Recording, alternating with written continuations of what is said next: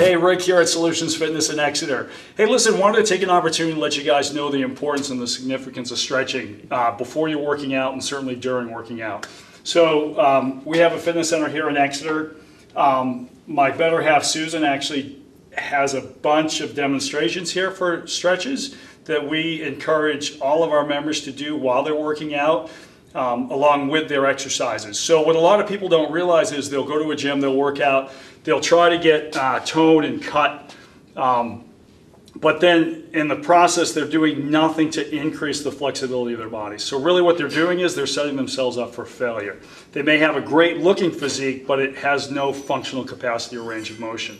So I wanted to take an opportunity today to demonstrate, show you guys some critical stretching that everyone should employ while they're working out.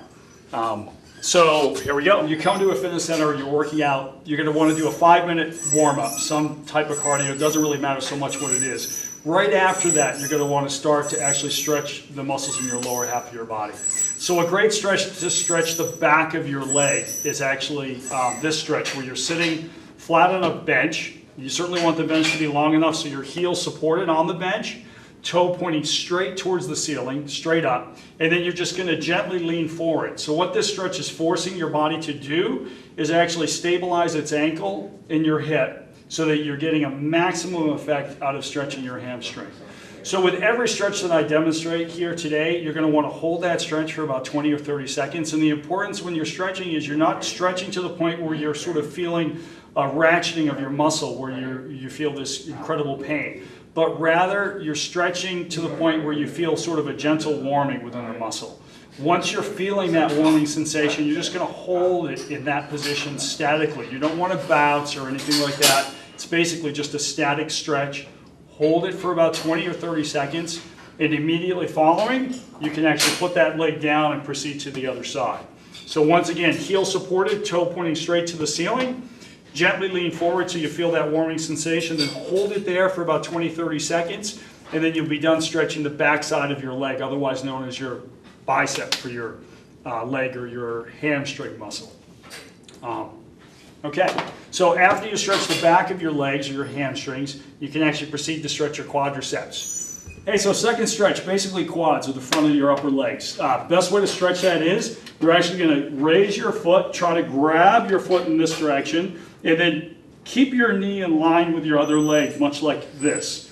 A lot of people don't have the capacity where they can grab their foot as I'm demonstrating here. If that's the case, best thing to do is use the equipment that's around you. Find yourself a prop that you can actually rest your foot on so that you can elicit some sort of a stretch here in the front of your leg.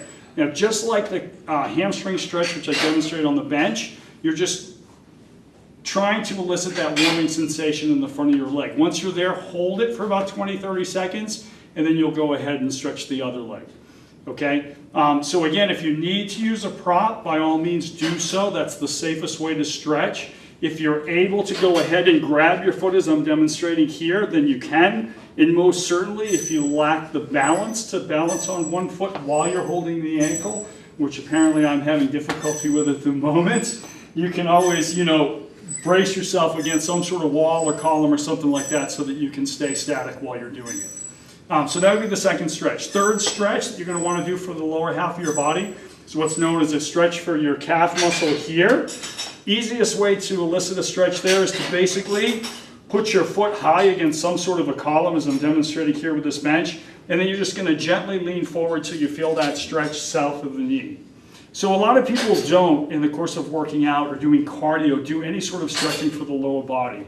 And what they find is that after a few days of exercise, their lower back starts to hurt, they have all these other aches and pains, their knee starts to feel unstable. And the reason for that is they're just not doing adequate stretching. So those three stretches are highly critical, certainly if you're just going into the gym to do cardio, but most definitely also if you're doing any sort of lower body conditioning.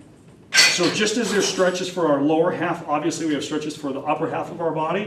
The front of the arm, bicep here, great way to stretch your bicep would be you actually extend your arm out straight as I'm demonstrating. Use your other hand to grab your palm, bring your palm back, and then you're going to feel this stretch initially through the forearm of your arm in this region.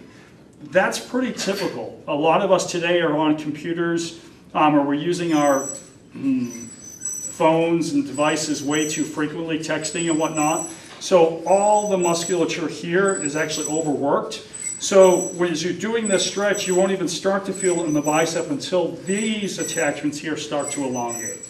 So with all the stretches, as I already mentioned, you really want to hold that stretch for about 20 or 30 seconds. So you'd hold this for 20, 30 seconds for this arm. Immediately following, you can go to the other arm. Now there may be some of you out there that have carpal tunnel or issues with your wrist, where if you were to try to put your wrist in a position like this, it's going to cause you a lot of pain or trauma on this side of your wrist.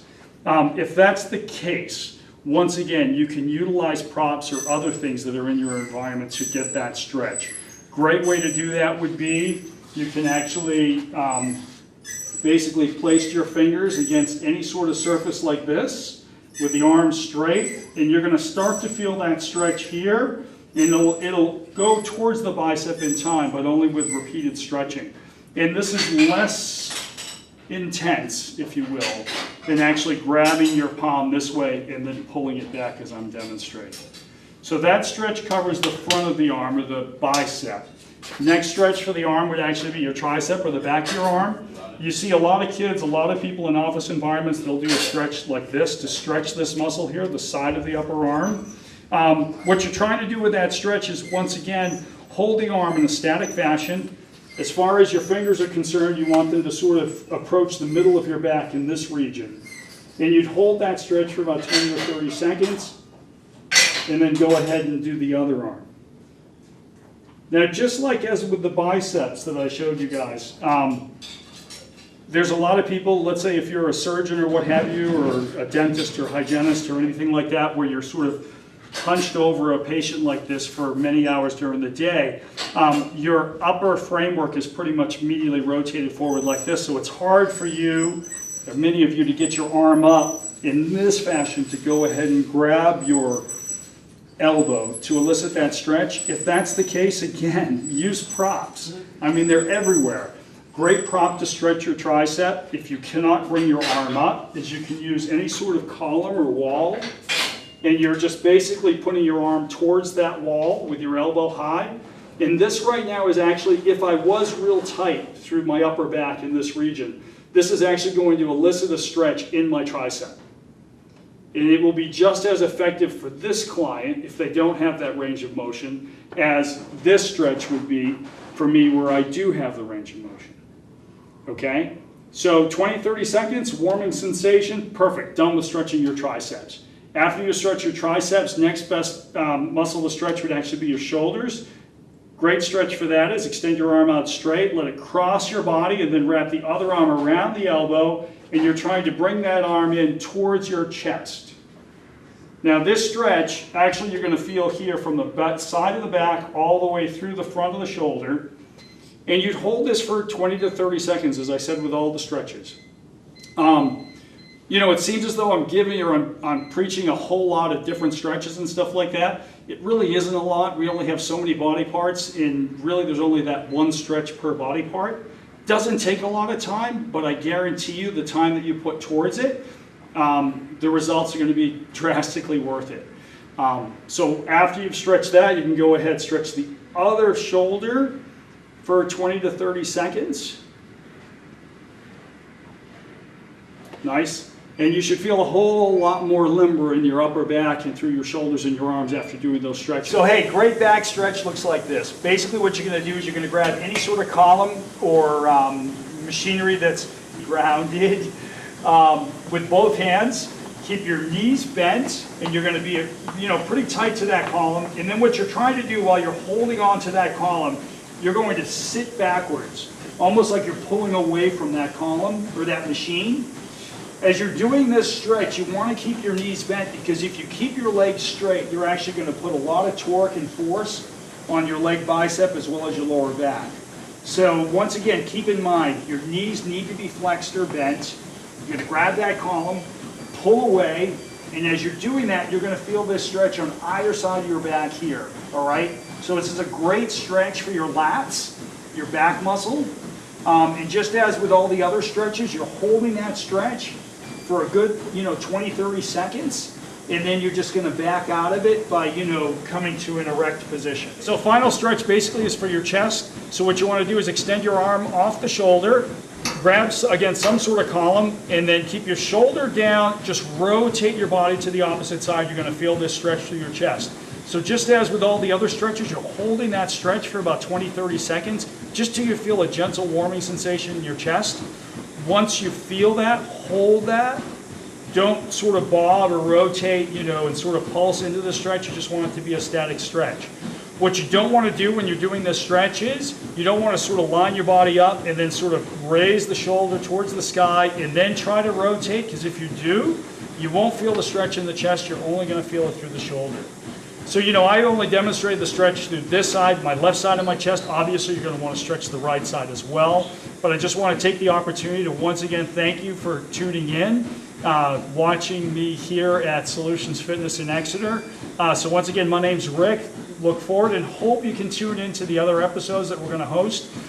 It's basically going to be exercises specific for different body parts. And once again, I'm going to try to blast home the importance of stretching while you're doing proper exercises. So thank you.